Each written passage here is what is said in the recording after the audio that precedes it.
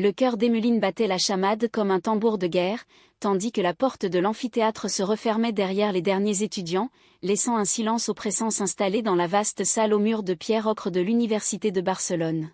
« Restez, mademoiselle Duval », avait murmuré Sarah d'une voix qui, pour la première fois en 3 mois de cours, trahissait une faille dans son armure d'autorité professorale, ses yeux bleus rivés sur elle comme des flèches empoisonnées. Et dans cet instant suspendu, Emmeline comprit que le cours de littérature française n'était plus qu'un prétexte, quelque chose d'interdit, de brûlant, venait de s'allumer entre elles, menaçant de consumer les fondations mêmes de leur existence. Emmeline Duval, 22 ans, fraîchement arrivée de Paris pour un semestre d'échange à l'Universidad de Barcelona, n'avait jamais imaginé que cette ville ensoleillée, aux rues labyrinthiques imprégnées d'odeurs d'oranger et de mer salée, deviendrait le théâtre d'une tempête intérieure.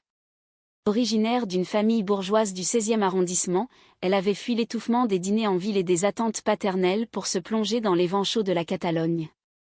La littérature, son refuge, l'avait menée droit dans les cours de Sarah Lefebvre, une professeure franco-espagnole de 35 ans, invitée pour enseigner Baudelaire et Proust à des étudiants avides de subversion.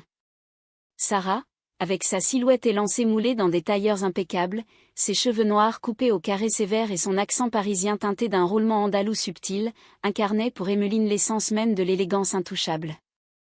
Chaque mardi et jeudi, dans l'amphithéâtre baigné de lumière méditerranéenne filtrant à travers les vitraux colorés, Emmeline s'asseyait au 3e rang, son carnet ouvert mais son esprit captif des gestes de Sarah, la façon dont ses doigts effleuraient les pages jaunies des livres, ou comment son rire, rare et perçant, faisait vibrer l'air comme une note de violon. Ce jeudi-là, l'air était lourd d'une humidité préorageuse, et le sujet du jour, les amours impossibles dans À la recherche du temps perdu, avait pris une tournure presque prophétique. Sarah, debout devant son pupitre de bois ciré, disséquait la jalousie d'Odette avec une passion qui faisait rougir ses joues hautes. L'amour, mes chers, n'est pas une possession, mais une reddition. Et parfois, cette reddition nous détruit avant de nous reconstruire, avait-elle déclaré, son regard glissant imperceptiblement vers Emmeline, qui sentit un frisson la traverser, comme si ces mots étaient une caresse déguisée. Les étudiants avaient filé en riant, pressés par le soleil couchant qui appelait aux terrasses du Born, mais Emmeline avait traîné, rangeant ses affaires avec une lenteur calculée, espérant un signe, n'importe lequel. Et le signe était venu, brutal et doux à la fois. « Restez », avait répété Sarah en s'approchant, ses talons claquant sur le sol de marbre usé. L'amphithéâtre, avec ses gradins vides et ses portraits jaunis de penseurs catalans, semblait soudain un confessionnal profane. Emmeline s'était levée, son sac à bandoulière serré contre sa poitrine menue, ses cheveux châtains cascadant en boucles désordonnées sur ses épaules. « Professeur », avait-elle balbutié, sa voix un filet tremblant. Sarah s'était arrêtée à 1 mètre, assez près pour que Emmeline sente le parfum de jasmin et de vieux parchemin qui émanait d'elle. « Votre dissertation sur Swann. Elle est brillante, mais incomplète. Vous parlez de désir comme d'une abstraction. Avez-vous déjà ressenti cela, Emmeline?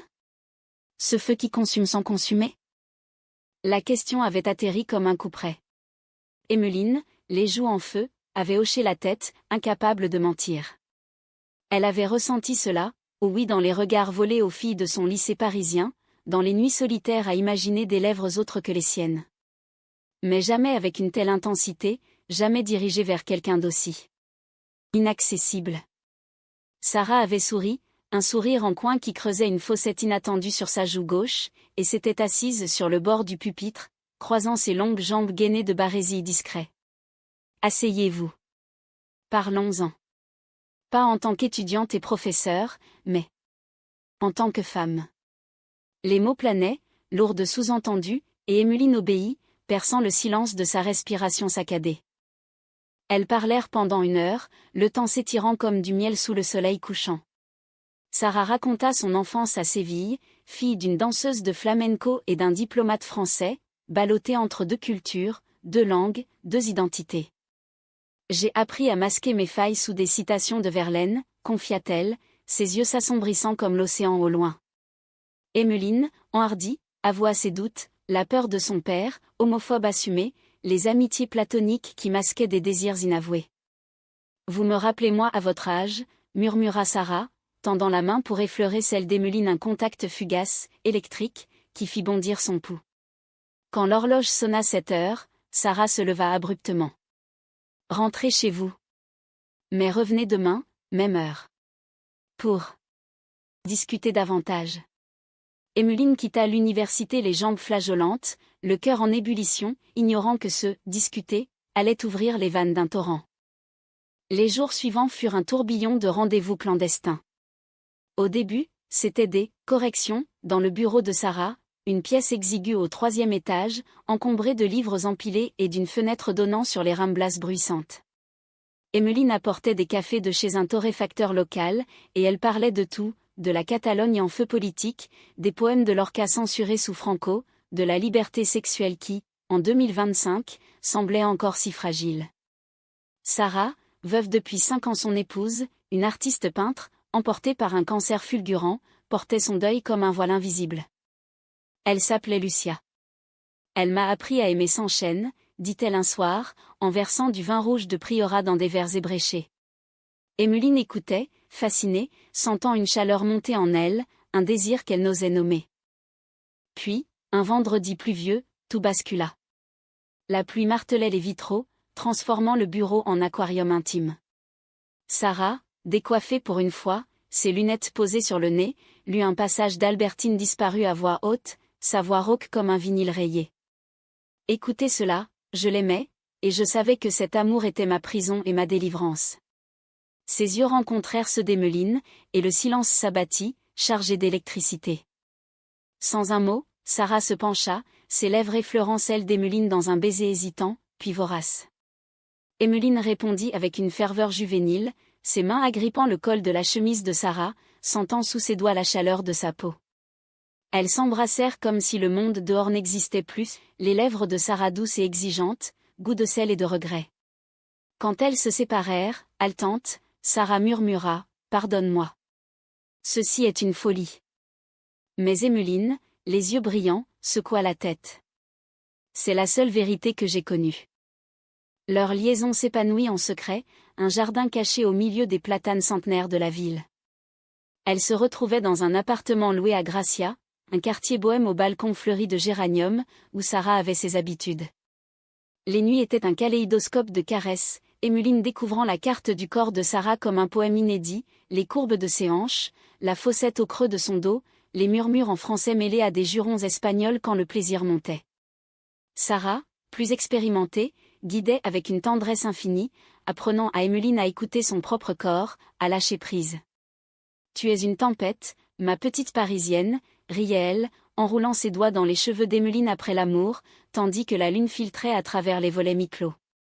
Emmeline se sentait vivante, entière, pour la première fois. Elle écrivait des lettres anonymes à sa famille, feignant l'enthousiasme pour les cours, mais son cœur appartenait à ces instants volés. Pourtant, les ombres planaient.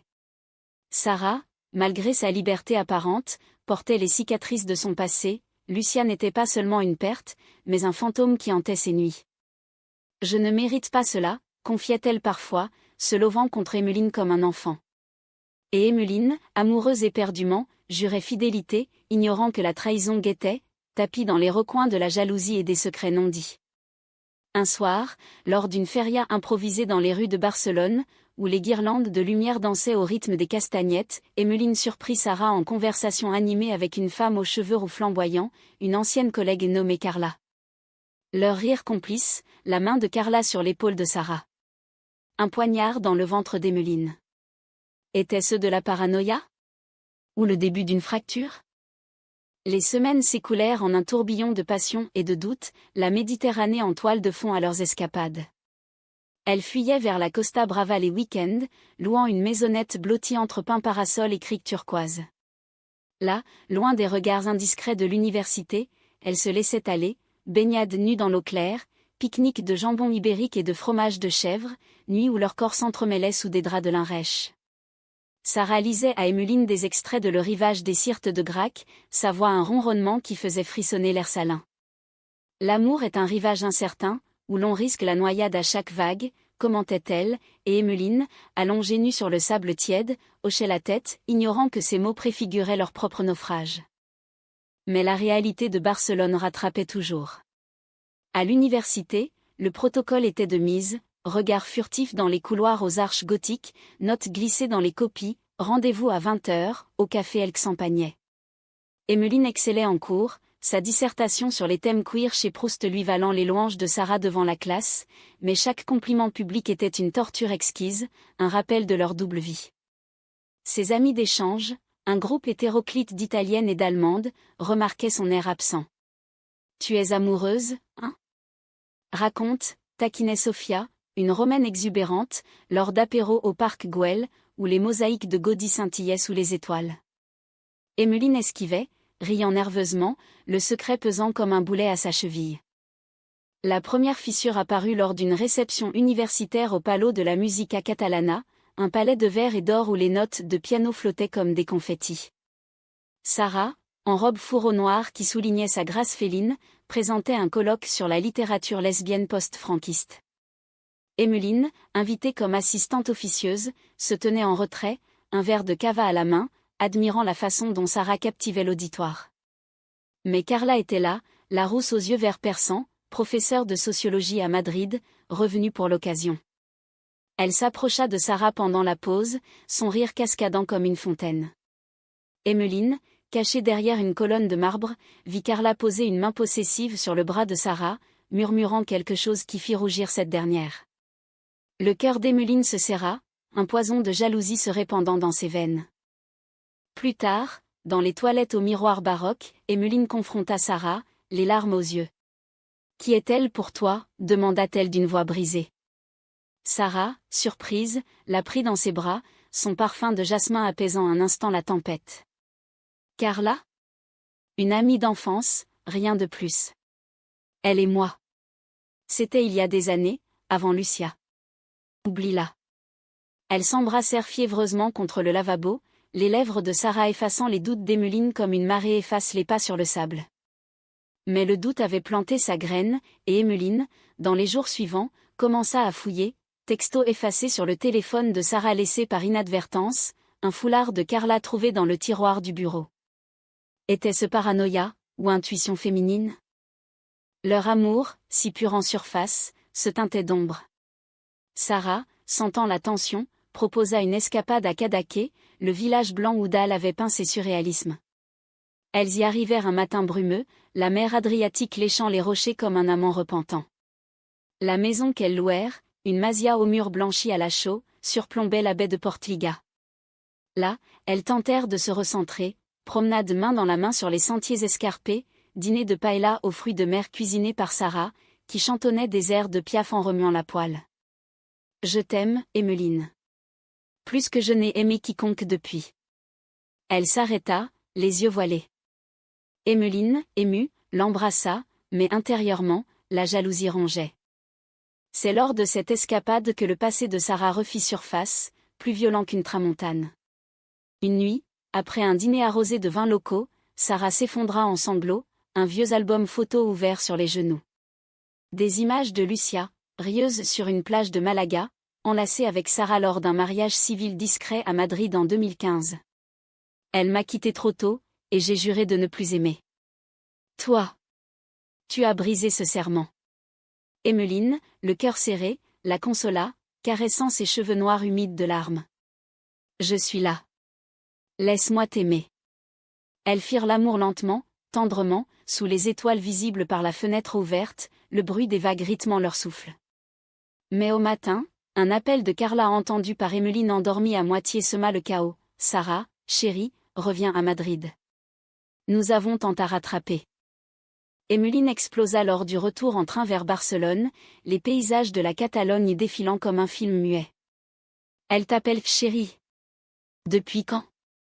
Sarah, pâle, à voix, Carla et elle s'étaient revues 2 mois plus tôt, lors d'une conférence à Tolède, un baiser alcoolisé, une nuit de faiblesse. C'était une erreur. Une façon de combler le vide avant de te rencontrer vraiment. Je te le jure, Emmeline, c'est toi que j'aime. Les mots étaient sincères, mais le mal était fait. Emmeline, blessée, descendit du train à la gare de Sens sans un regard en arrière, son monde en miettes. Les jours suivants furent un enfer de silence radio. Emmeline erra dans Barcelone comme un fantôme, la Sagrada Familia, inachevée comme son cœur, les marchés de la Boqueria, où les arômes d'épices ne parvenaient plus à l'apaiser. Elle évitait les cours de Sarah, prétextant une grippe, et se réfugia dans les bras de Sophia, qui, intuitive, la poussa à confier son secret. « C'est une prof ? Mon Dieu, Emmeline, c'est dangereux. Mais l'amour. L'amour ne se commande pas, » ces mots, simples, ravivèrent la flamme. Emmeline écrivit une lettre, à la Proust, des pages de regret, de désir, de pardon conditionnel. Elle la glissa sous la porte du bureau de Sarah un soir de tempête, le vent hurlant dans les ruelles du gothique quartier. Sarah répondit par un rendez-vous au parc de la Ciutadella, sous les platanes en fleurs. Assise sur un banc face au lac artificiel, où des cygnes glissaient comme des souvenirs, elles se regardèrent longtemps. « J'ai trahi ta confiance avant même de la mériter, » admit Sarah, sa voix chevrotante. « Mais sans toi, je suis incomplète. Pardonne-moi, ou laisse-moi partir. » Emmeline, les larmes coulant, prit sa main. « Pardonnez. Mais plus de secrets. Nous affrontons cela ensemble. » Leur baiser, sous la pluie fine, c'est là une trêve fragile. Pourtant, le destin, ce farceur catalan, avait d'autres plans. Carla, sentant le vent tourner, débarqua à Barcelone une semaine plus tard, sous prétexte d'un symposium. Elle contacta Emmeline via les réseaux universitaires, un message lisse, « Parlons. Sarah mérite mieux que des cachotteries. » Rendez-vous fixé au café Els 4 GATS, lieu hanté par Picasso et les esprits bohèmes. Carla, élégante en tailleur pantalon rouge, attaqua sans détour, « Je l'aime depuis l'université. Toi, tu es une passade, une étudiante impressionnable. Laisse-la moi. » Emmeline, le cœur battant, riposta, « L'amour n'est pas un trophée. C'est un choix. Et elle m'a choisi. » Mais les mots de Carla s'enracinèrent, semant le doute, était-elle vraiment à la hauteur de Sarah, avec ses 22 ans et ses incertitudes? La trahison culmina lors d'une soirée d'anniversaire pour Sophia, dans un bar du Raval aux murs couverts de graffitis. Emmeline, ivre de sangria, surprit Sarah et Carla dans un coin sombre, leurs têtes rapprochées, riant d'anecdotes partagées.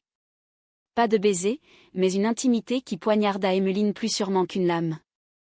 Elle s'enfuit dans la nuit, courant sous la pluie battante vers la plage de Barceloneta, où les vagues se brisaient avec fureur.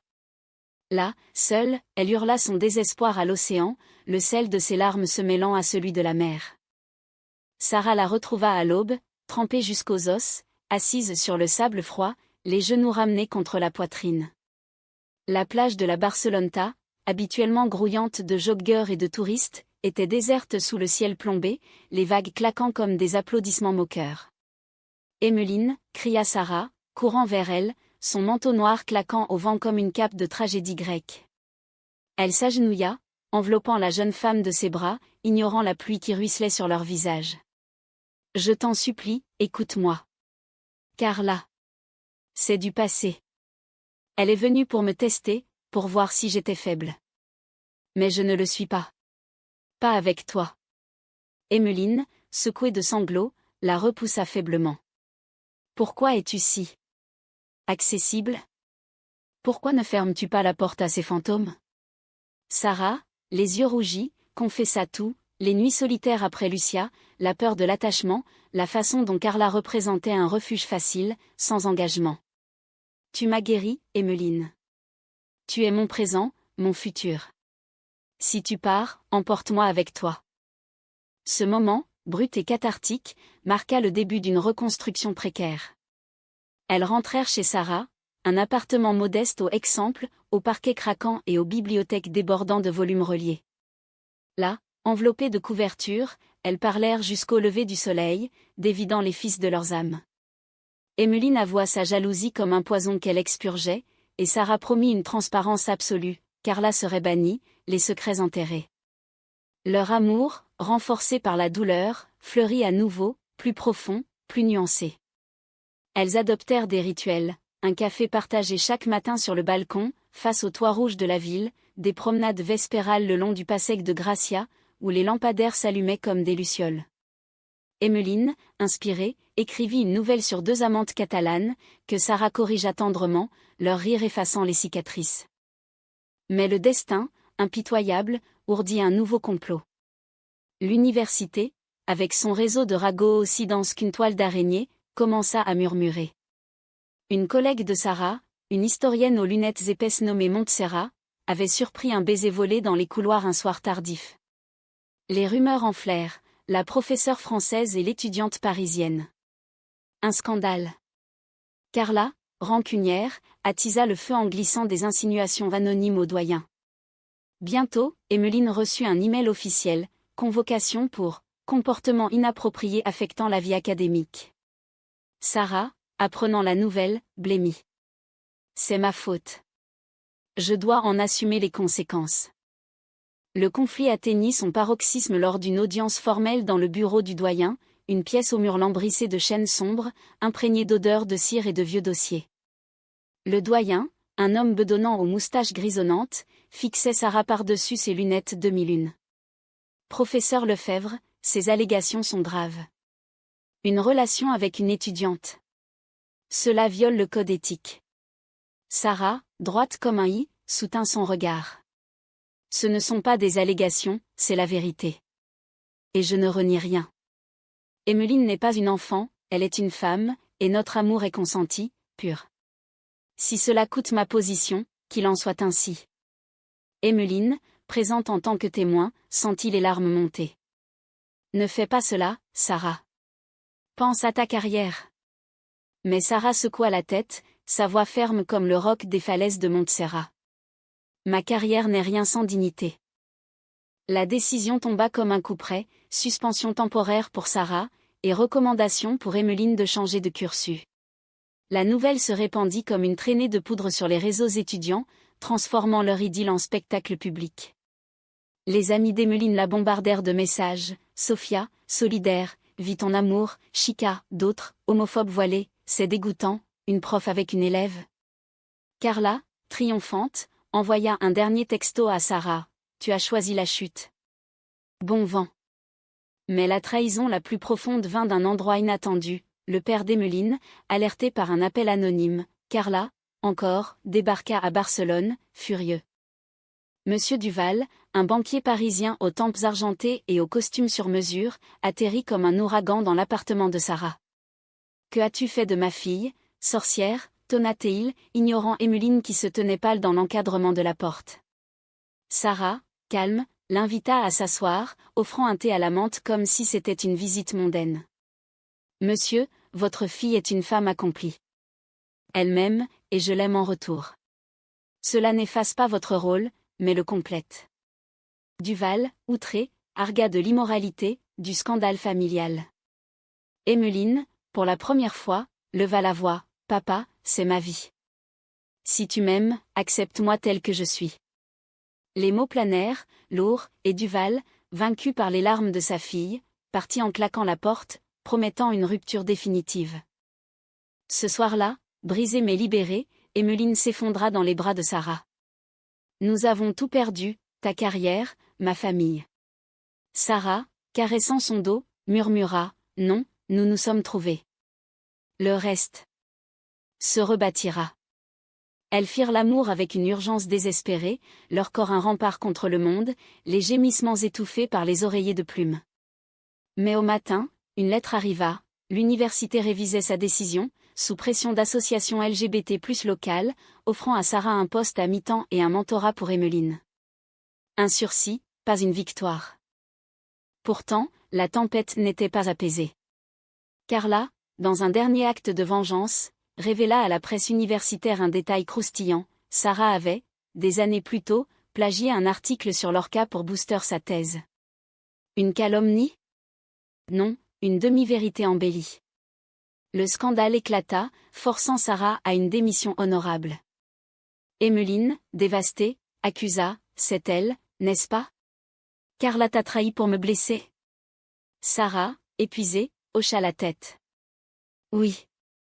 Mais c'est moi qui ai semé les graines de cette haine, en ne coupant pas les ponts plus tôt. » Le climax survint sur la plage de la Costa Brava, là où leur amour avait pris racine. Une nuit d'orage, Emmeline, fuyant l'appartement après une dispute, « Tu m'as menti sur le plagiat. » Courut vers la mer, le vent fouettant ses cheveux comme des lames. Sarah la suivit, glissant sur les rochers mouillés, criant son nom dans la tourmente. Arrête. Si tu pars, pars avec moi. Emmeline se tourna, les vagues léchant ses pieds nus. Tout cela. Pourquoi? Pour un amour maudit.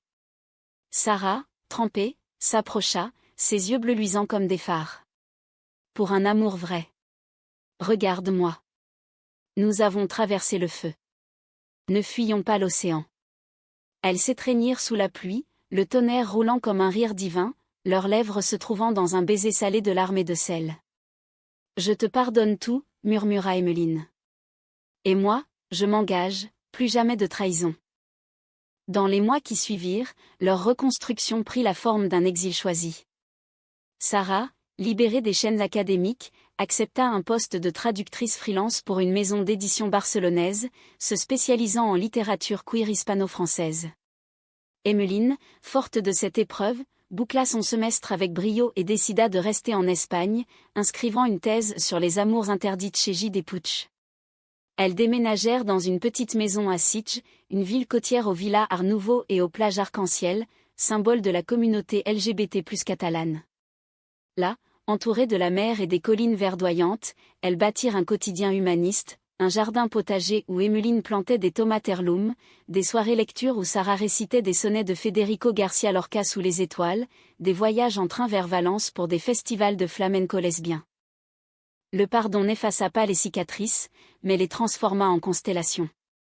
Sarah, hantée par Carla, coupa définitivement les ponts, bloquant numéros et emails, et entama une thérapie avec une psychologue locale, apprenant à affronter son deuil de Lucia sans bouclier.